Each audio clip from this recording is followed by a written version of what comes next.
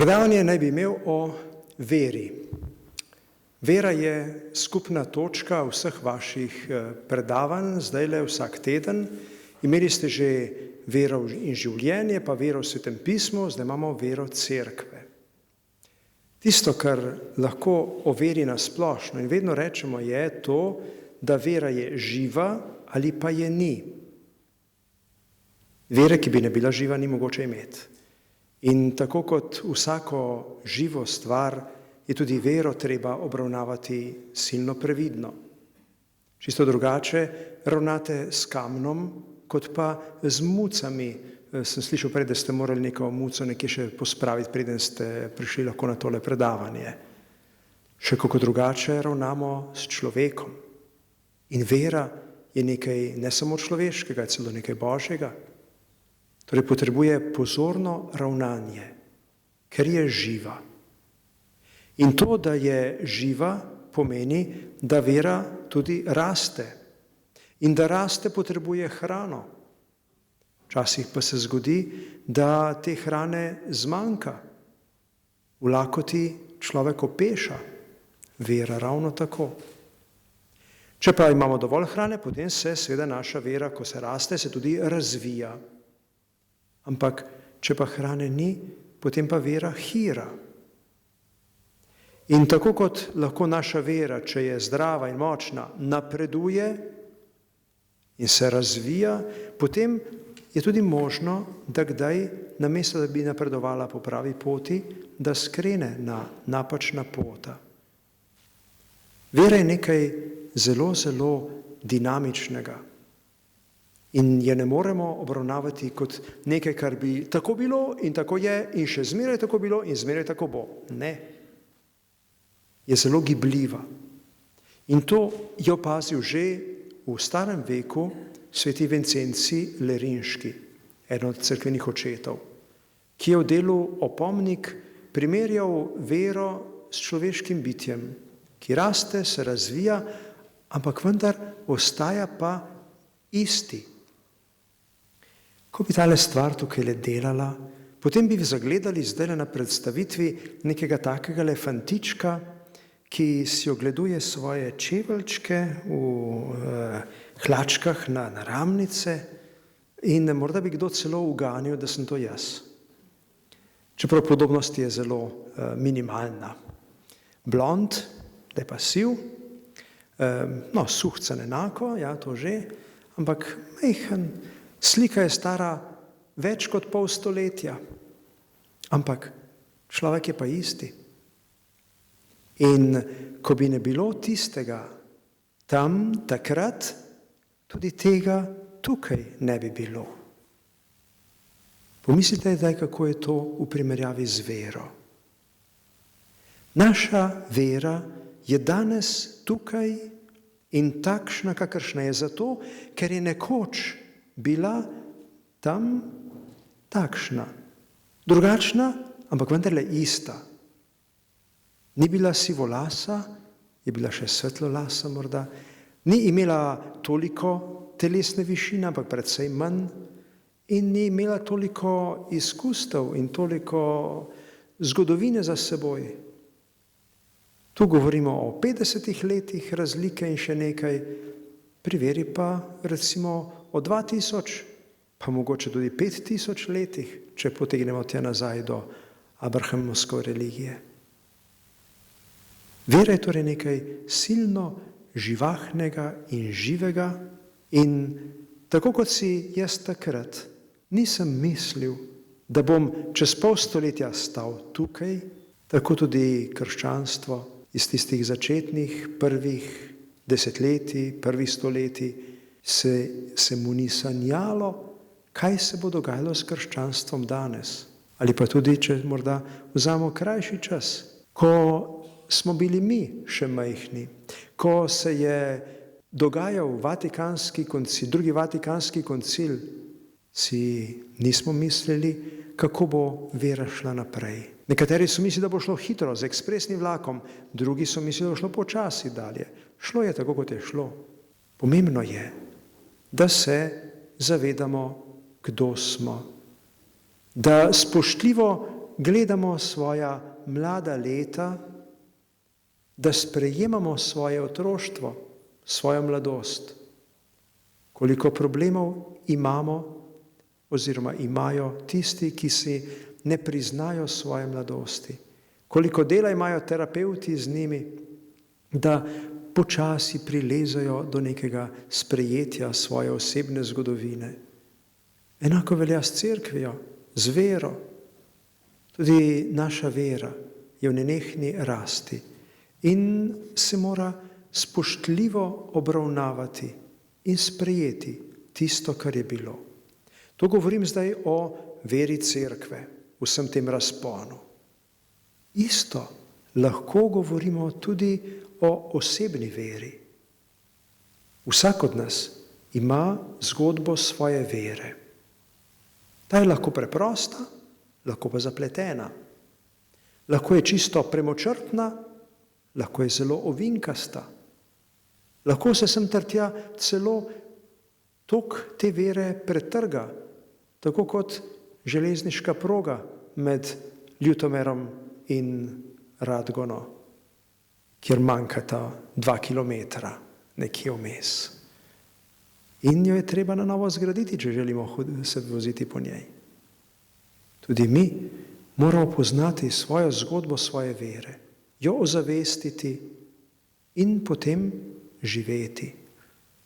Ne moremo živeti v polnosti svoje vere, če se ne zavedamo njenih korenin, bodisi tistih iz starega veka ali pa iz moje mladosti in mojih srednjih let.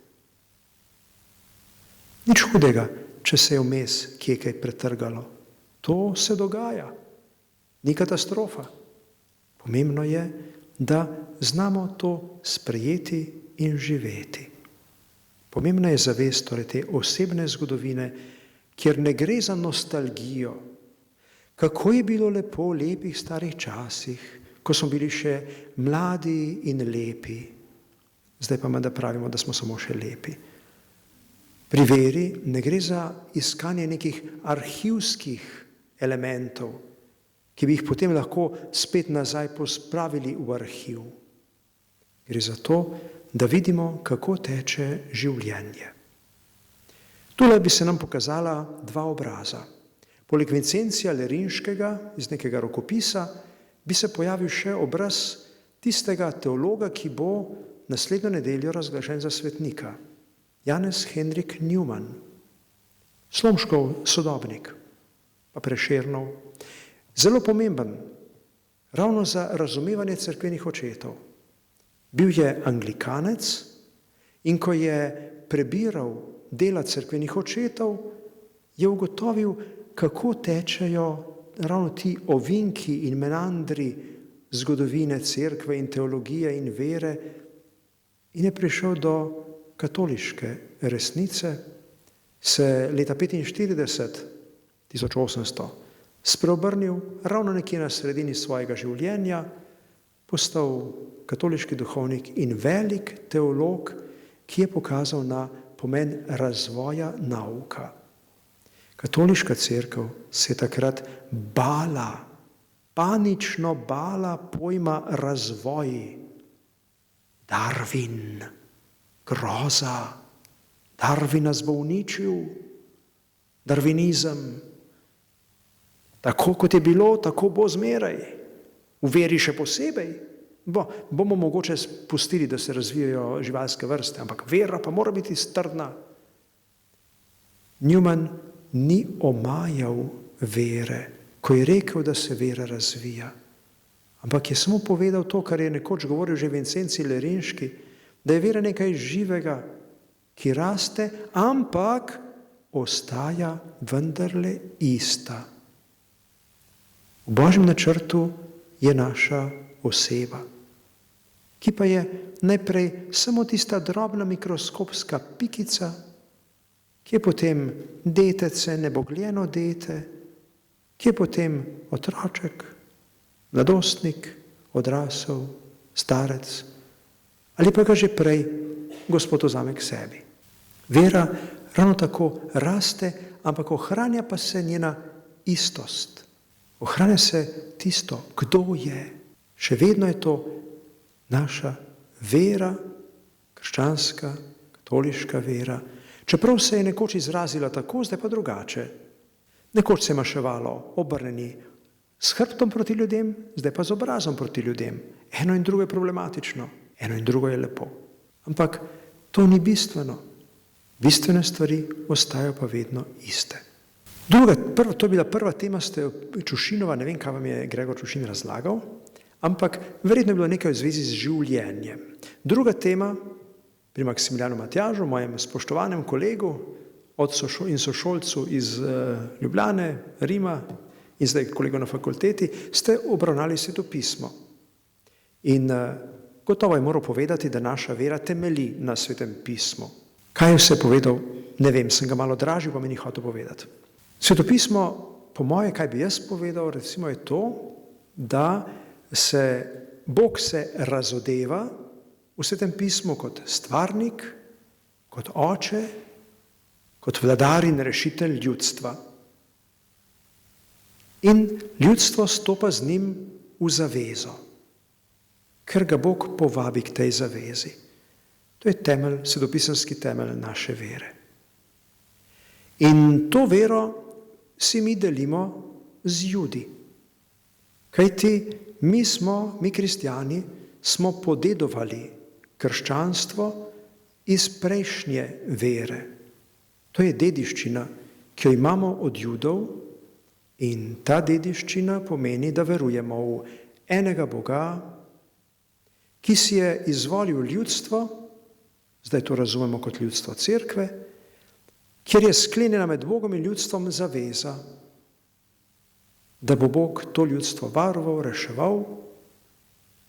To vse delimo z Judi, kajti tisto judovstvo, ki ga imenujemo judovstvo drugega templja, je propadlo. Ta religija je bila uničena. In iz te religije sta nastali dve novi religiji. Ena je krščanstvo, druga je pa rabinsko judovstvo, ki smo bratski religiji. In si veliko imamo povedati in si veliko lahko tudi pomagamo pri tem, da razumemo, kako je to nastajalo takrat.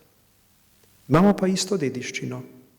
In to je pravzaprav to, čemu rečemo mi stara zaveza, oni pa rečejo svetopismo. Ampak krščanstvo nima samo ene dediščine, ima še eno. To pa je dediščina iz tako imenovanega poganstva.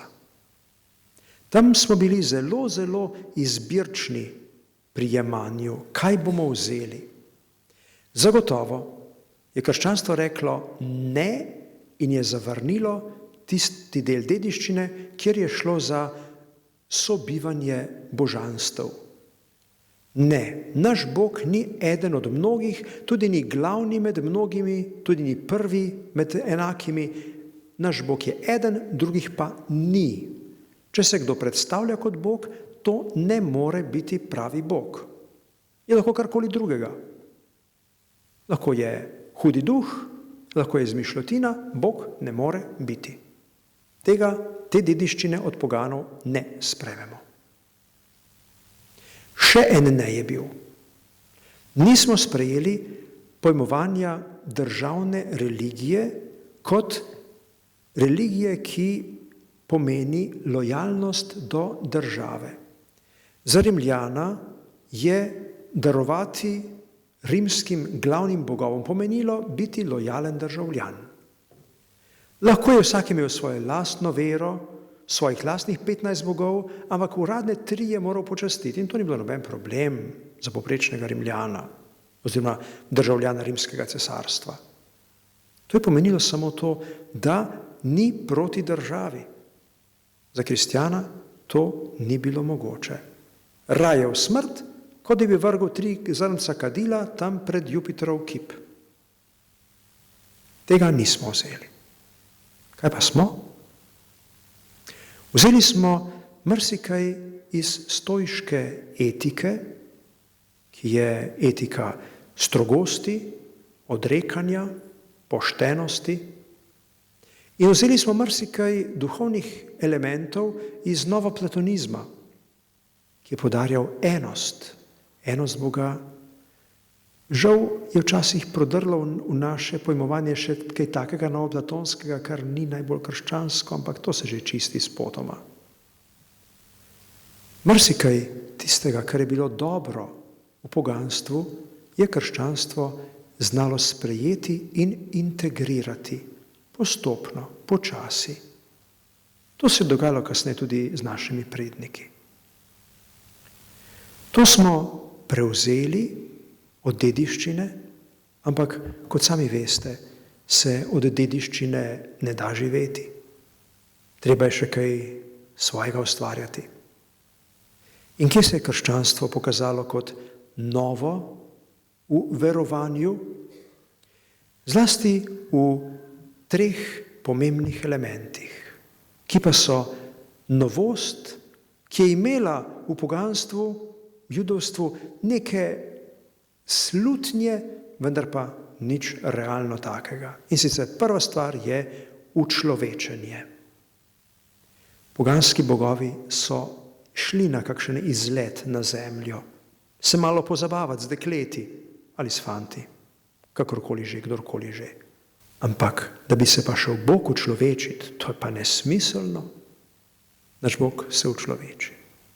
Naredi ta neskončni, zares neskončni preskok, neskončno razdaljo preseže od svoje neskončnosti pa do naše omejenosti, do naše smrti.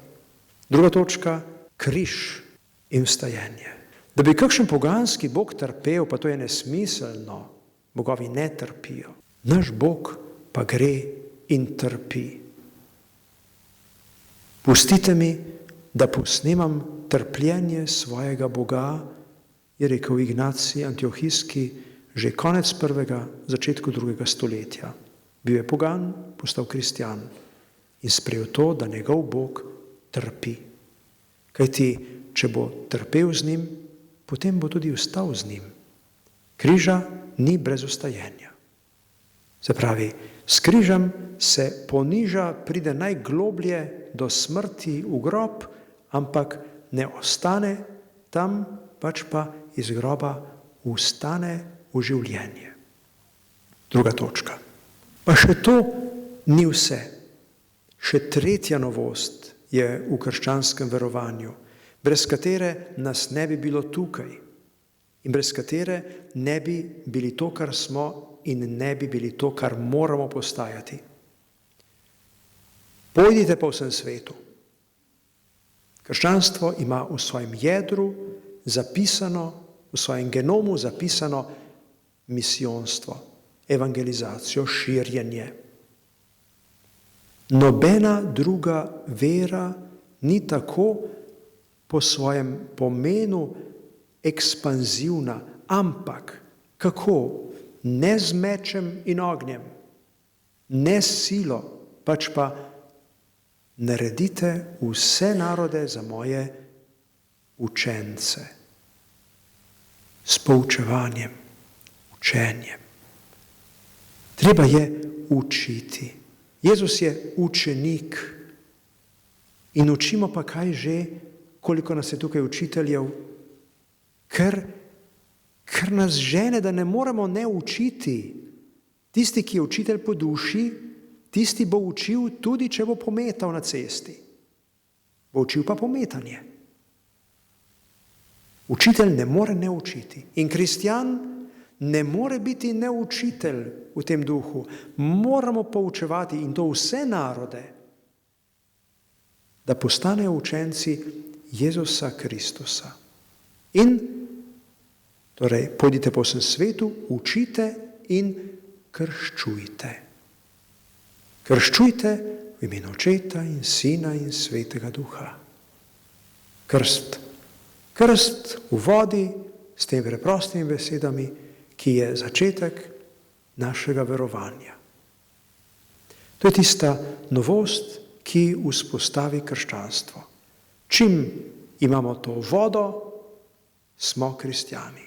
Prvi krščanski, nesvetopisanski tekst, didahe, Nauk 12 apostolov govori o parih stvarih, med drugim o krščevanju. To je tisto temeljno. In papež Frančišek nas tudi zelo pogosto opominja, spomnite se svojega krsta. Poglejte, kdaj ste bili krščeni. Praznujte ta dan. Ozavestimo, da smo krščeni. In v moči tega krsta potem lahko delujemo. Tako pridemo do krščanstva. Z dediščino iz judovstva, dediščino iz poganstva in z elementi, z novostjo. Z judovstva imamo enega Boga, ki sklene zavezo z ljudstvom. Iz poganstva imamo moralo, imamo tudi duhovne elemente, novoplatonske, iz novosti pa učlovečenje, križ, vstajenje in pa poslanstvo, pojdite, krščujte. In dejansko se je, poglejte si na spletu, na kakšni Wikipediji, kako se je krščanstvo širilo. Dejansko počasi leze po vsem svetu in tako kot val, ki pride do roba mlake, se potem spet nazaj odbije, tako čakamo, da se bo odbil val spet od tistih skrajnih koncev in malo bolj zavalovil tudi to staro središče, ki je že kar malce se umirilo in zaspalo. Vendar pa, ko smo pri življenju te naše vere, vere cerkve, ko gledamo, kako raste od tistega fantička pa naprej do srednjih in poznih naših sedanjih let, lahko vidimo, da se dogaja to, kar se zgodi v človekovem življenju. Otroške bolezni. Kdo od nas pa ni vsaj kakšne otroške bolezni prebolel? Če že ne ošpic, pa vsaj kakšno škrlatinko ali pa mumps. In tudi krščanstvo je imelo svoje otroške bolezni ali pa vsaj tiste bolečine pri poganjanju zob, tiste prve težave na samem začetku. In kakšne so bile te težave? Troje spet jih je bilo teh težav. Ravno mogoče si pomagamo s tisto sliko, ki je pač nimamo, teh dediščin. Če smo bili premočni dediči judovstva, potem smo težko sprejemali, da bi bil tudi Jezus Bog, poleg tega, da je Bog Oče. Težko je sprejemati drugega Boga, pa je to vendarle eden in isti Bog. Pride zraven še čisto tudi žal politični elementi, pride do judovskega upora in naenkrat tisti, ki se upirajo, Judje, ki se upirajo, se bojijo, da bi njihovi judovski prijatelji, ki so kristjani, potegnili s pogani, ker so njihovi sokristjani in zahtevajo od svojih sojudov, ki so kristjani, da prekovnejo Kristusa. Ali pa vsaj, da ne sprejmejo njega kot Boga. Mesija še gre, prerok bi še šel. In tako se oblikuje neka stran pot v krščanstvu, ki Kristusu neha priznavati božanske atribute, božanske pridelke. In je potem ostal za njih Jezus samo še velik prerok, velik oznanjevalec. To pravzaprav, kar o Kristusu verujejo tudi muslimani. To so bili tako imenovani ebioniti. In ker niso hoteli medse sprejemati tisti, ki so bili prej pogani, so slej ko prej odpadli. Na drugi strani imamo tiste, ki so dediči poganov in vzamejo prevelik kos torte pri novoplatonikih. In novoplatoniki niso marali materijala, mesa, telesnosti. Za novoplatonike je bilo telo ječa duše in duša se mora rešiti iz ječe tega telesa. Reši svojo dušo iz tega telesa. Ko bo dušica lepo odplavala v duhovni svet, bo rešena. Marsikdaj tudi krščanstvu ostaja veliko tega pojmovanja, pa ni krščansko, to je platonsko. Tisti, ki so radikalno šli v to smer platonizma, niso verjeli, da se Jezus res učlovečil. Niso sprejeli njegovega učlovečenja, da je res bil pravi človek. Da je, ne boste verjeli, Jezus je zagotovo hodil na stranišče. To, kar je pojedel, je šlo tudi kar naprej, v kanalizacijo, če je bilo ali kamorkoli že. Joj, grozno, ampak tega ne piše v evangeliju.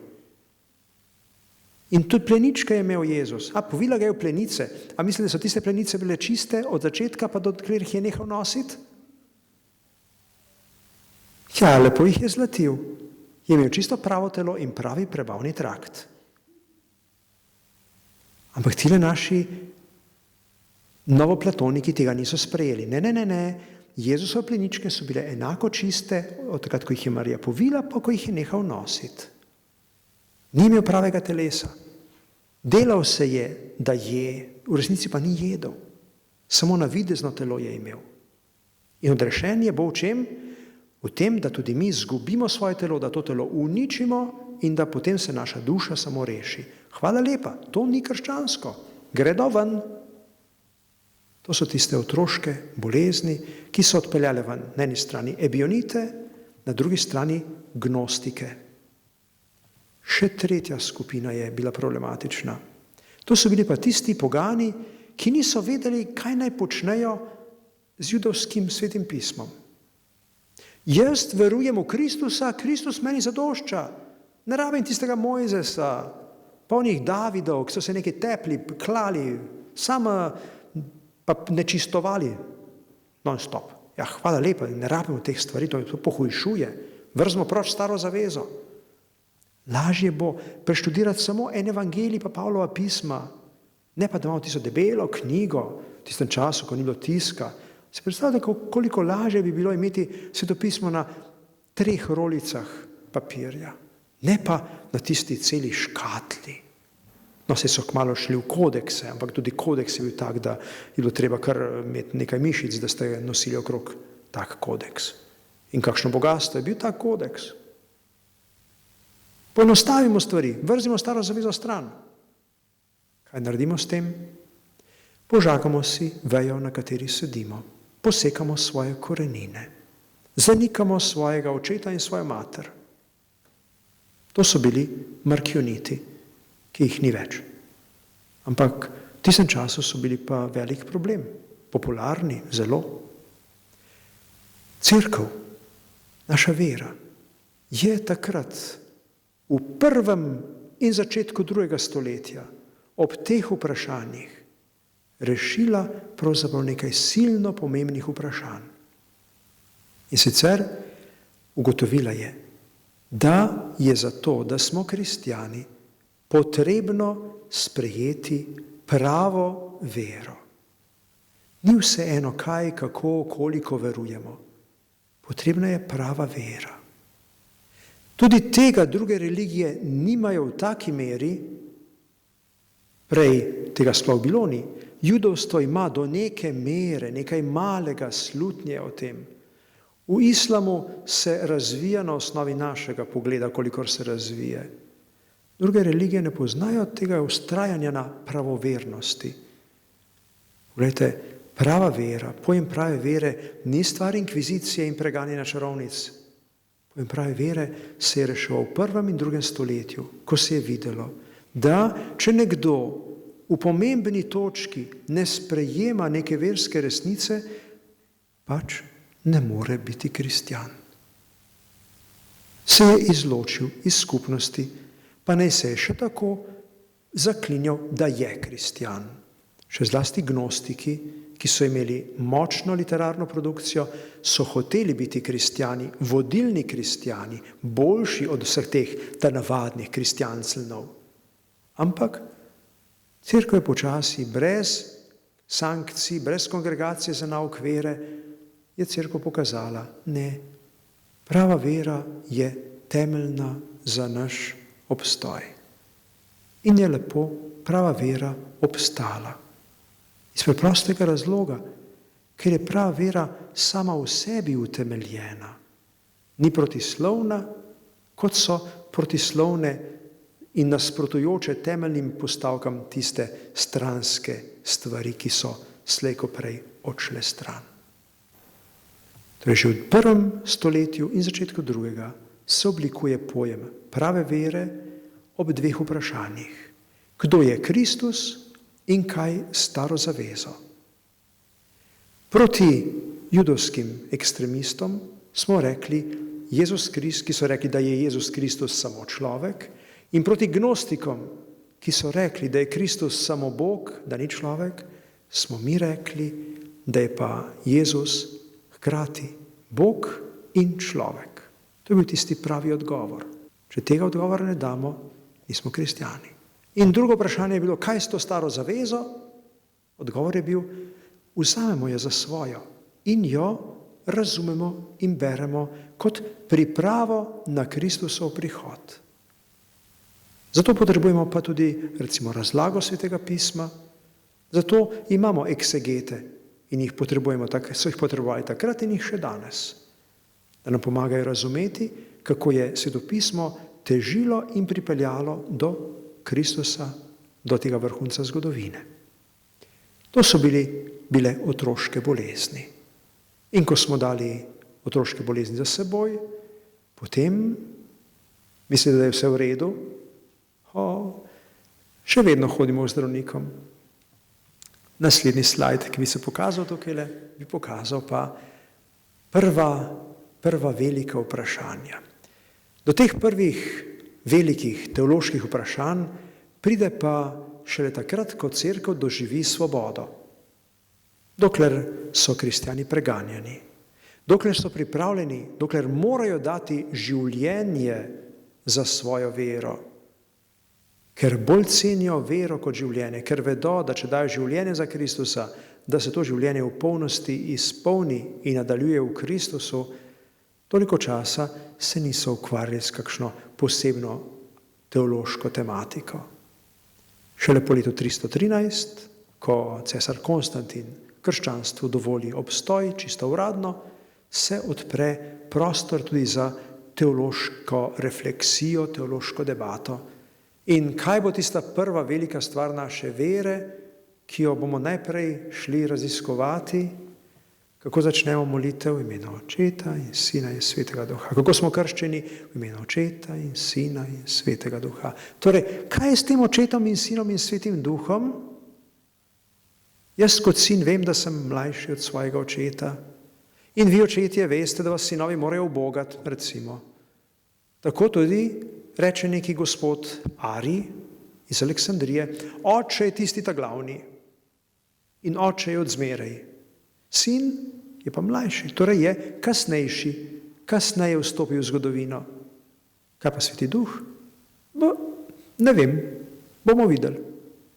In čez nekaj časa rečejo, on je pa še kasnejši, tega pa šele sin potem pošilja. On je rekel, da bo poslal Svetega Duha, se pravi, da je čisto kasnejši. In tako se naredi neka stopničasta struktura.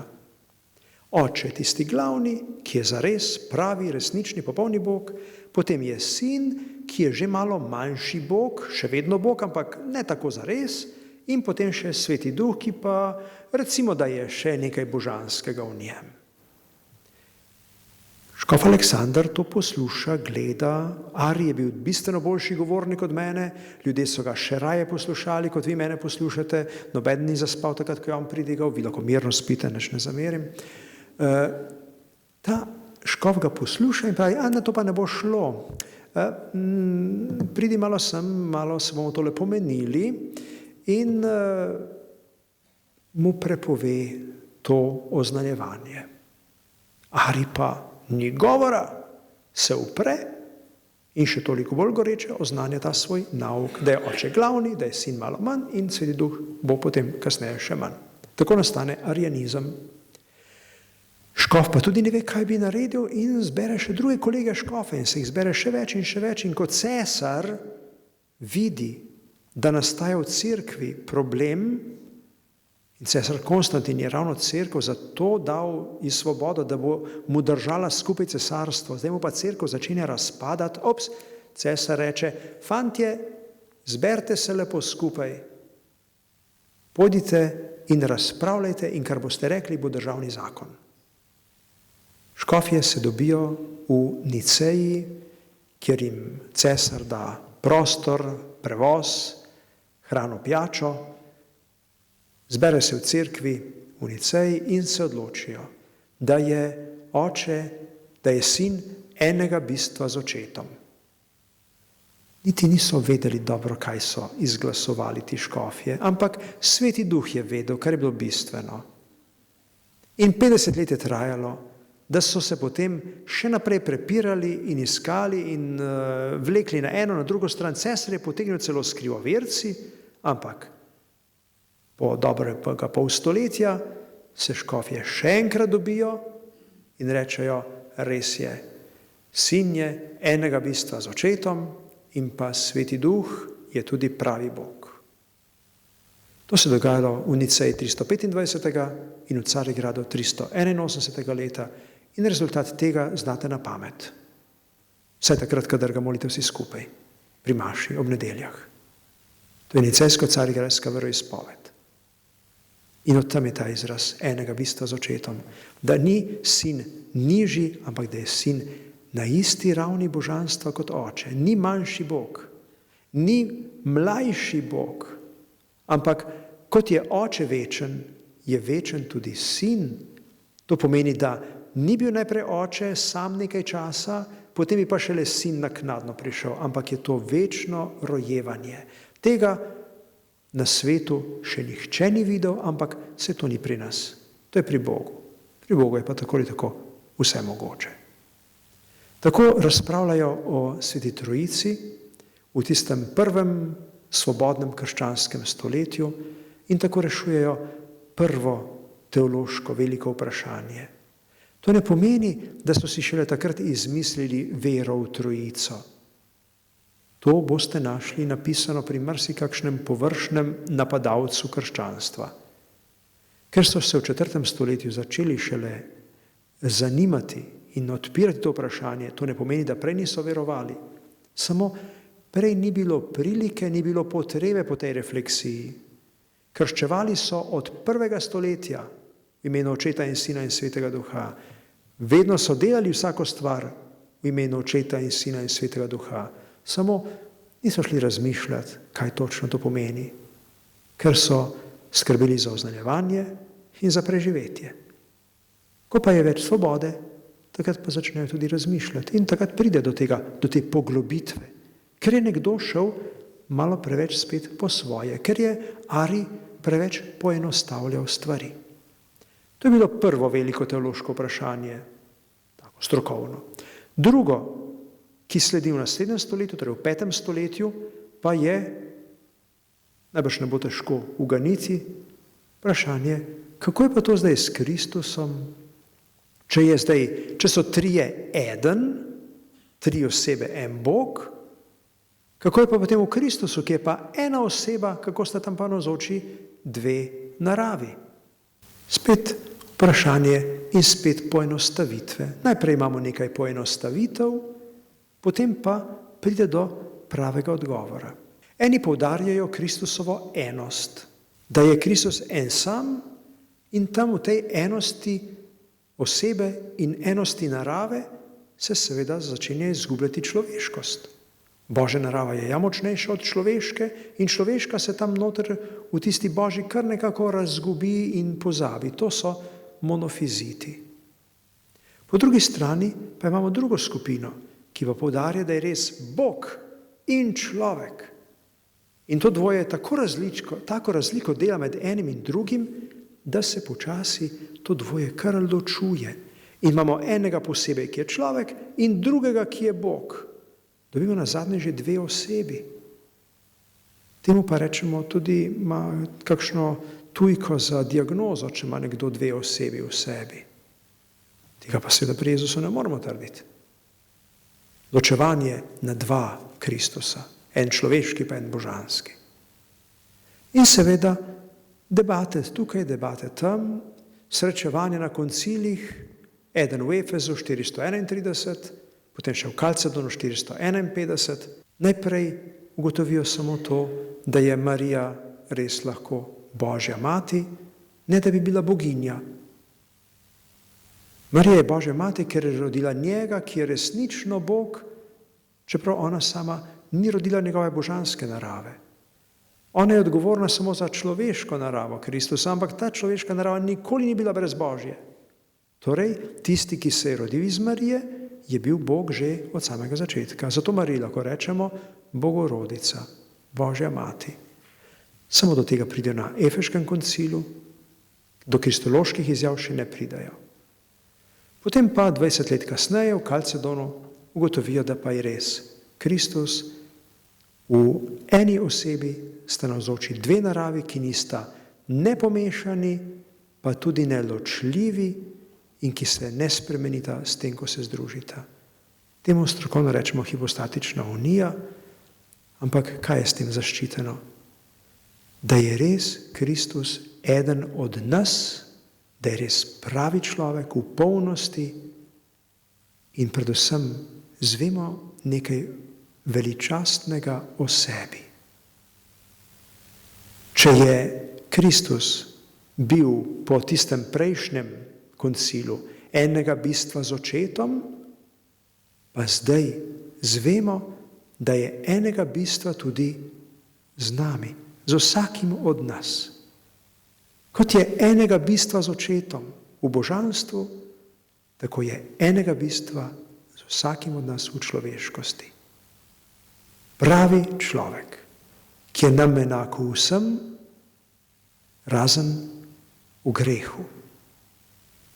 In tu je potreben samo še zelo majhen, logičen premislek, logična operacija in zvemo tisto pomembno stvar o sebi, ki nam daje lahko velik ponos in upanje. Če je Kristus pravi človek in če je enak nam z nami v vsem, razen v grehu, če je enak z nami po bistvu, kaj iz tega sledi? Da greh ni del našega bistva. Da je človek lahko zares človek tudi takrat, kadar greha nima. To pomeni, da se nam ni treba oklepati nobenega greha, češ, če bom pa zdaj jaz ta greh izpustil, ne bom več jaz. Mi bo nekaj manjkalo, bo moja človeškost prikrajšana za nekaj bistvenega, če ne bom imel greha. Ne. To je zdaj pa tisto. Človek je res lahko v polnosti človek, tudi brez greha, ampak tega ne more narediti sam, to mu lahko omogoči samo po veri, odpuščanje grehov, ki ga nudi Bog. Bog nam odpušča grehe in s tem nam ne odvzame nič našega lastnega bistvenega, ampak nas naredi še bolj podobne sebi. O tem razpravljajo s temi problemi starega veka veliki teologi 4. 5. stoletja. Bazilij Veliki, Gregorij Nazijanški, Gregorij iz Nise, Leon Veliki, Atanazij. Vsi ti veliki možje so prispevali k temu, da mi to verujemo, kar danes verujemo. Potem pride pa kratek premor. Zaenkrat ne bomo naredili kratkega premora, ne bomo šli nič v predverje, ampak samo spomnili se bomo, da je nekaj časa bilo precej mirno, ko smo se mi začeli tukaj nekaj prerivati po Evropi, ko so bile migracije, ko je tudi cerkev se skoraj da malo skrčila, ko je bila kultura, trgovina, ekonomija pa sploh precej na nizki stopni, tisti temačni del srednjega veka, ampak potem, ko pridemo proti letu 1000, se pa spet začnejo stvari, ko se mi ustalimo in začnemo normalno živeti, pač ti novi evropski narodi. Takrat se spet odpre polje za širjenje vere. Najprej je bilo treba nove narode narediti za učence in tako smo tudi mi postali kristjani, Slovani, Germani in vsi tisti vikingi in kdorkoli je že prihajal tukaj naokrog, so prihajali s svojimi ubogimi, primitivnimi religijami in oznanjevalci, bodisi staroselci, ki smo jih srečali, bodisi tisti, ki so prihajali k nam iz rimske strani ali iz irske strani, so nam podarili vero, potem pa, ko se ta vera že začenja ustaljevati, pride spet do problemov. Okrog leta 1000.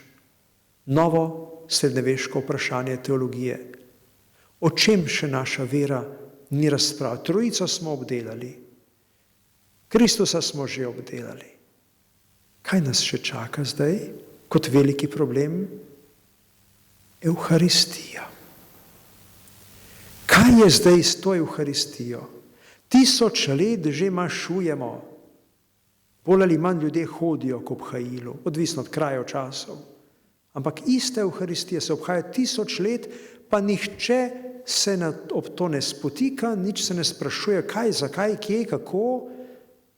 Po 1000 letih pa se začnejo spraševati, pa kakšno telo je zdaj to? Ali je to isto telo, ki je hodilo po Galileji in po Judeji? Ali je to samo simbolično Kristusovo telo, podoba? Ali je to nekaj čisto nenavadnega? Kaj je zdaj s to Evharistijo?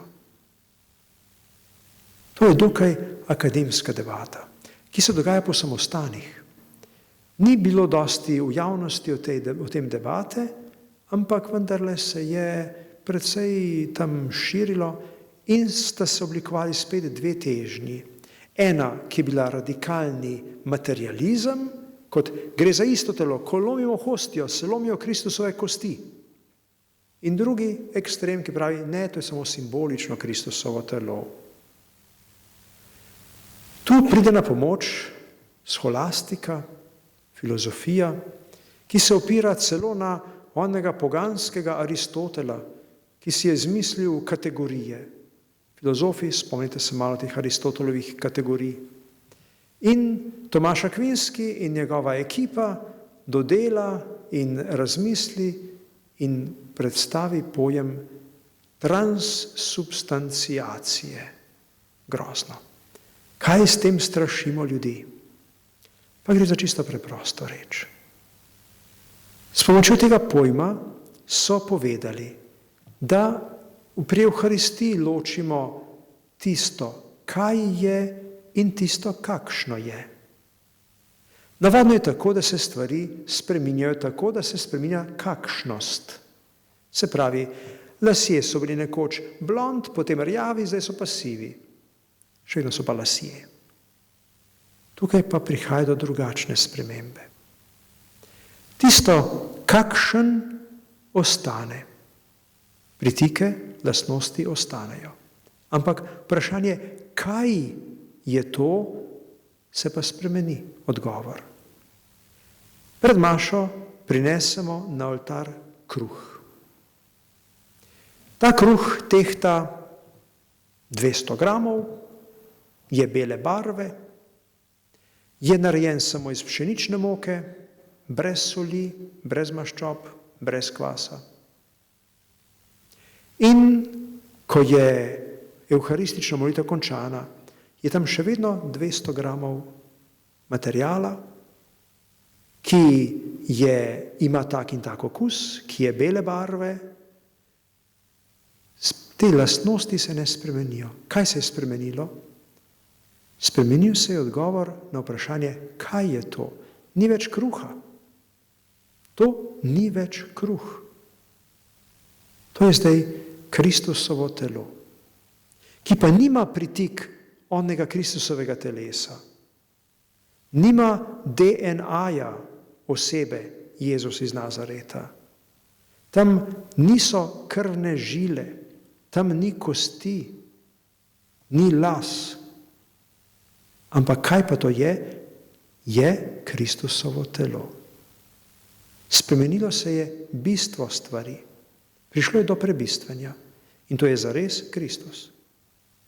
Ni to samo to, kar nekateri včasih se kje sliši, tudi kakšna ljudska pesem tako poje, v tem kruhu je navzoč Kristus. Ne, ni res. Tu ni več kruha. Tu so samo pritike kruha, lastnosti kruha so ostale. Ampak to je telo Jezusa Kristusa. In to je naša vera. In to so potem potrdili na 4. Lateranskem koncilu leta 1215. In to je tudi čas, v katerem so, da bi se to nekako bolj uveljavilo, pokazalo, tudi upeljali praznik svetega rešnega telesa, kar je bilo tudi potrjeno s tistimi videnji in dogodki svete Julijane iz Lieža. To niso samo teologi prispevali k temu prazniku, ampak tudi mistikinje, ženske. To je bil ta srednjeveški, veliki srednjeveški problem. Pri naši veri, življenju naše vere, vere cerkve, pa se zgodita še dve tragediji, dve veliki tragediji. To, kar se dogaja danes, pred kratkim sem slišal, da 6-krat vsak dan v Sloveniji, to se je zgodilo 2-krat v življenju cerkve. V Sloveniji se namreč pravijo vsak dan 6 zakonov razdre. Tudi tukaj imamo nekaj podobnega. Prihaja do ločitve. 2 ločitvi smo imeli, eno na začetku, eno na koncu srednjega veka. 2 tragediji. Zakaj prihaja do teh tragedij? Iz preprostega razloga. Ker zmanjka komunikacije. Ker se ni ustrezno gojil odnos, ker se ni skrbelo za tisto progo, ki teče med 2 deželama, ker ni bilo stalne izmenjave med eno in drugo stranjo, ker ni bilo razčiščevanja, zato pride do ločitve. Najprej z vzhodom, potem še z zahodom. Manjkalo je ljubezni. In to je prineslo hude posledice. Težko je reči, kdo je zdaj kriv, kdo je bolj kriv. Oba sta na izgubi. Tako eni kot drugi smo izgubljali. In marsikaj smo izgubili. In po 1000 letih zdaj končno ugotavljamo, da ne moremo nazaj. Ampak ali bomo še kdaj lahko pridobili tisto, kar je bilo izgubljeno? Trudimo se. In to je prav. Tako smo recimo pri drugi veliki ločitvi, ko smo se ločili na zahodu od protestantov, tako smo mi izgubili takrat kar lep del svetega pisma. Čeprav fizično so ga izgubili oni, ker so zavrgli kar nekaj knjig in jih zmetali med apokrife. Ampak takrat je pri nas iz strahu ljudem se zaprl ta veliki vir in temelj naše vere. Svetopismo je obstajalo, ampak nekako je bilo malo skrito, malo zaprto. Nikoli ni bilo prepovedano, kar so nekateri govorili, ampak bilo je pa odrinjeno. Res pa je, da smo ga v zadnjem stoletju pridobili nazaj. Na drugi strani so izgubili zakramente. O tem boste poslušali naslednji teden. Ne pozabite priti še k dr. Turnšku. Tudi on bo povedal zdaj o veri zakramentov. Tam so izgubili zakramente, veliko zakramentov so izgubili. Mi smo jih ohranjali. Čeprav spet ne vedno v enaki meri. Čisto kratek oklepaj.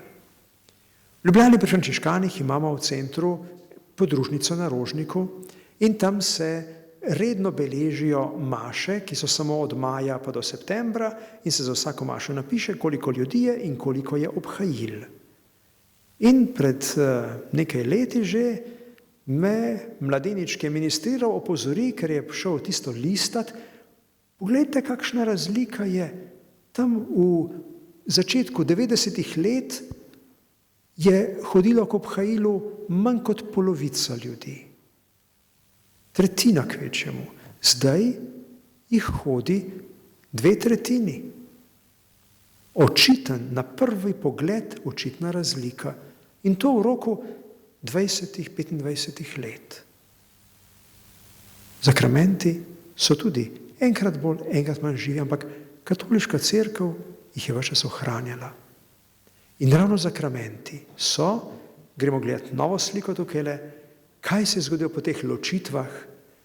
Ja, katoliška cerkev se je malce okrepila na Tridentinskem koncilu. Tridentinski koncil je bil verjetno v zgodovini eden največjih, zagotovo pa doslej daleč najdaljši koncil. Trajal je od leta 1545 do 63. celih 18 let. In ta koncil je najprej podal in vrnil nekako Sveto pismo, namreč Sveto pismo v njegovi celovitosti. Protestantje so del Svetega pisma, ki ga je Cerkev do takrat sprejemala, dali stran.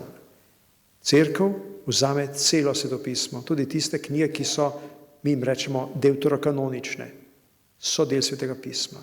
Potem ta koncil pove, da ne temelji naša vera samo na zakramentih, pač pa tudi pa da ne samo na Svetem pismu, pač pa tudi na zakramentih, ki jih je 7, ki so jih žal protestantje izgubljali. Ali jih bodo dobili nazaj? Kako? Ne vem. Mi smo do Svetega pisma že prišli. Mi smo že vzeli Sveto pismo za svoj temelj, podobno kot ga imajo tudi oni.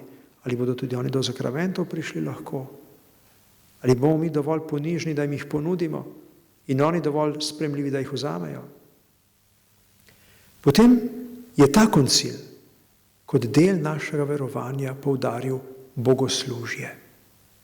Ta koncil je naredil velik red v bogoslužju z rimskim misalom, ki je poenotil bogoslužje in z dokaj jasnimi zahtevami, kako je to nekaj velikega, pomembnega in svetega.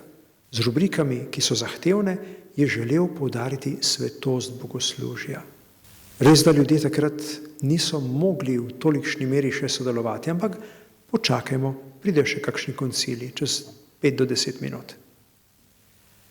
Poleg bogoslužja, Svetega pisma in zakramentov, pa je tridentinski koncil dodal še en element našega verovanja, ki je silno pomemben, in to je poučevanje v veri. Z drugo besedo, katekizem. Ljudje niso vedeli, kaj verujejo. In vendar je bilo tisto prvo načelo v starih časih, pojdite in naredite vse narode za učence, poučujte jih. Potrebno je poučevanje. Vera ni nekaj samoumevnega. Vere človek ne dobi kar tako po nebeškem daru. Je milostni dar, ampak potem zahteva pa še pouk. In to počnete zdajle, ko hodite k katehezam. To počnete doma, ko učite svoje, tistih preprostih reči, kako se naredi križ. Kdo je blaženi Anton Martin Slomšek? Vse te stvari so del našega verovanja in se moramo naučiti in moramo učiti druge. To je sad tega tridentinskega koncila na prehodu iz srednjega v novi vek. Skačemo po zgodovini dalje in pridemo do drugega Vatikanskega koncila. Tistega koncila, ki smo ga mnogi, skoraj da večina od tu navzočih doživeli celo v živo, čeprav še kot majhni nekateri. Malo vas je takih, najbrž, ki ste se rodili po drugem Vatikanskem koncilu tukajle. Kaj pa ta koncil naredi novega in velikega v naši veri? Kateri so tisti njegovi koraki? Pravijo, da je to koncil, ki je končno opravil s puberteto cerkve. Cerkev se končno zave, kdo da je sama in da lahko, ko je ta puberteta končana, spregovori in pove, jaz sem Božje ljudstvo. To je cerkev, to je koncil cerkve, ki govori o cerkvi. In ne samo o cerkvi, tudi o mestu, ki ga ima ta cerkev v svetu. Svet ima svojo avtonomijo, ampak cerkev prihaja v ta svet kot tista, ki ta svet prekvasi v vseh njegovih delcih.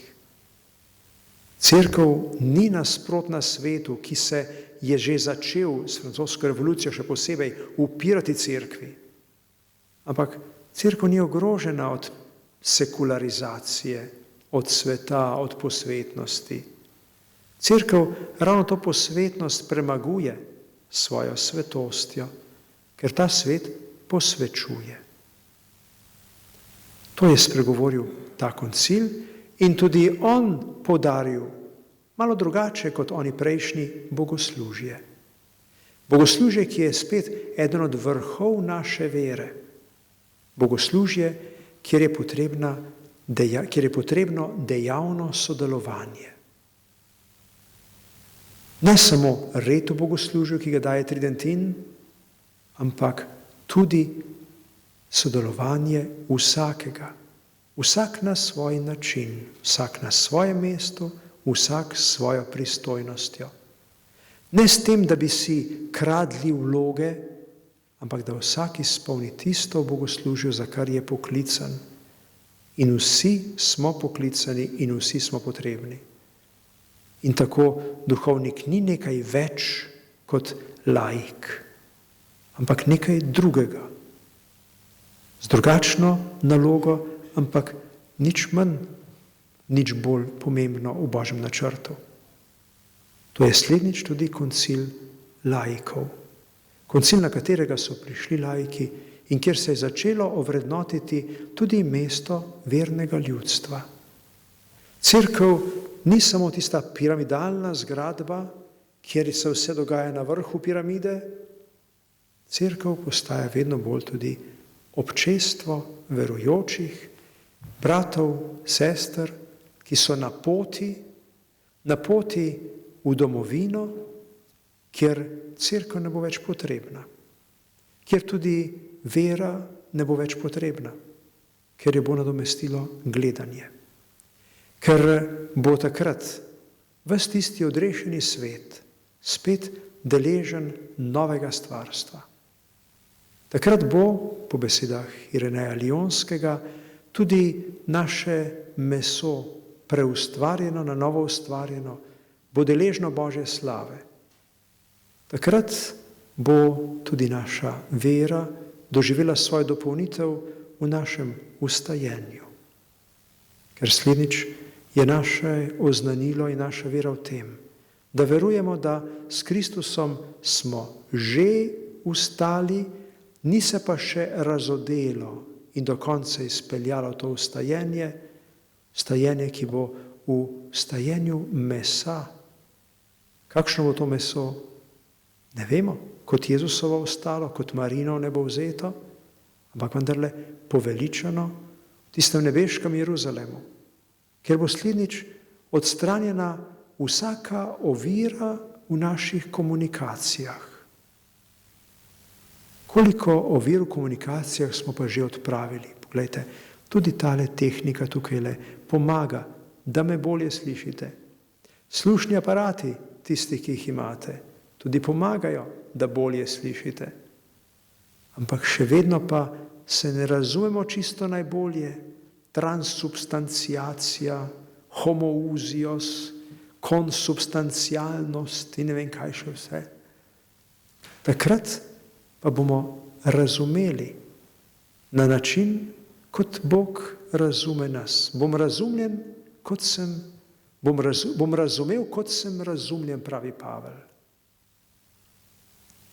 Kot se že zdaj učimo komunicirati, kot se učimo tujih jezikov, da bi lahko tudi drugače govoreče nagovorili in jih razumeli, tako se vse življenje učimo tudi te nebeške govorice ljubezni, s katero potem zares lahko razumemo drug drugega in bomo razumeli v polnosti, kot nas Bog razume in kot bomo tudi mi lahko razumeli Boga.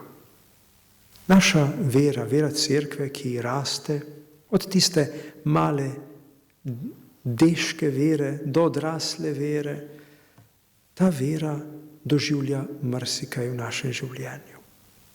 Ko smo si zdaj pogledali v nekaj epizodah, nekaj teh pomembnih slik, kako se je razvijalo naše verovanje, ko smo skušali si ozavestiti na hitro teh 2000 let vere cerkve, ne bo to za nas spodbuda, da preverimo zgodbo svoje vere.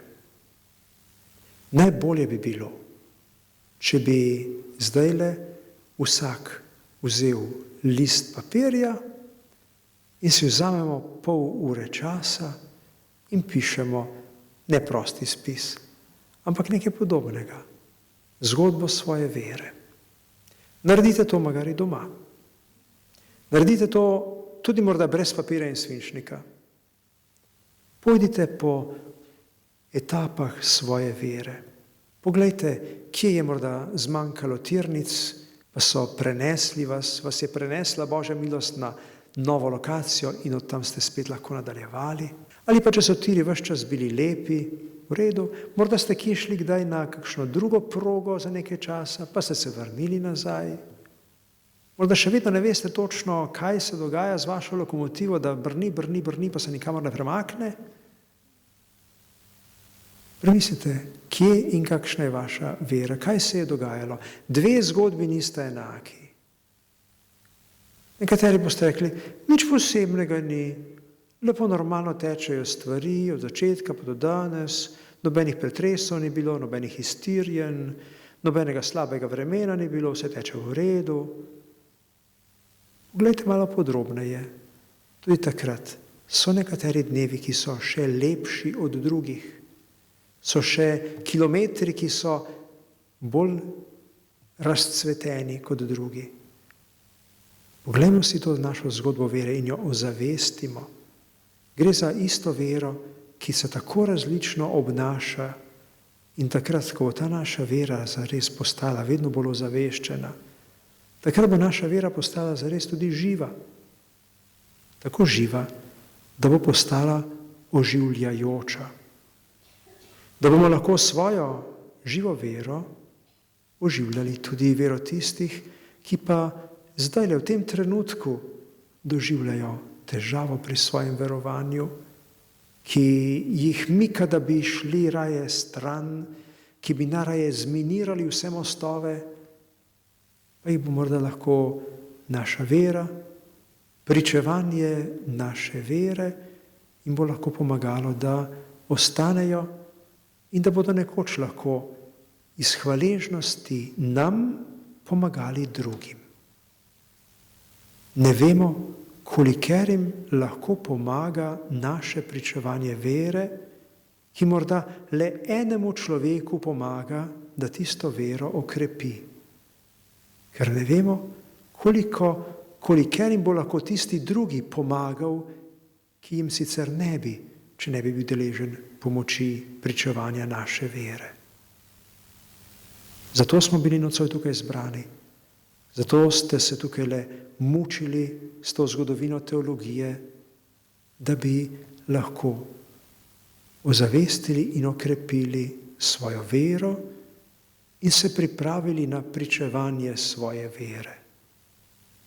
Kajti ta naša vera je res nekaj prav posebnega ravno zaradi tega, ker živi iz pričevanja in za pričevanje. To je tisti zadnji element, ki sem o njem govoril, posebnosti novosti krščanstva, da je to učlovečenje, križ in stajenje, potem pa pojdite po vsem svetu in naredite vse narode za učence. S čim? S pričevanjem. In tega pričevanja se moramo mi sami učiti. Bodimo hvaležni Bogu za tiste, ki so nam doslej pričevali o veri. In od njih sprejmimo to dolžnost, da tudi mi to počnemo. In tako krščanstvo potem izpolnjuje svojo vlogo v svetu. Kako bo raslo, Bog ve. Pomembno je, da mi na tem kraju in tukaj in zdaj opravimo del tega svojega poslanstva. Zato je koristna, potrebna, dobra molitev. In preden dam besedo vam in tistemu mikrofonu, ki bo lahko mogoče malo plesal okrog po dvorani, bi samo še zaključil ta svoj del z molitvijo Zdenke Serajnikove, vaše rojakinje, profesorice in odlične pesnice. In omenjeno je bilo, da imam jaz nekaj prstov pri Magnifikatu in tudi redne sodelavke pri Magnifikatu, zelo radi njene pesmi vključujemo, njene sonete vključujemo v molitve za večerno in jutrajno molitev in prisluhnimo temu njenemu sonetu, ki ga lahko razumemo tudi, da govori o naši veri. Sicer pa je bil za zmolit v nedeljo, to nedeljo zvečer pri večerni molitvi, 13. oktobra. V svetilki krhki zemskega življenja gori ti, Bog moj, plamen čist svetav. V viharjih vseh si ga obvaroval, saj predmet tvojega sem hrepenenja. Prisrčnega želiš sporazumljenja, odločam naj se, kot je tebi prav, ljubezni moje olje si postal in moje bitje je le košček stenja. Naj le sovražnik svoje iskre siplje, svetlejši in močnejši tvoj bo kres, mladost bo moja v večnost dozorela. O, čutim večnost, v žilah mi utriplje in že na svetu je okus nebes, zato ljubezen moja ne pozna pepela. Slava Očetu in Sinu in Svetemu Duhu, kakor je bilo v začetku, tako zdaj, vselej in vekomaj. Amen.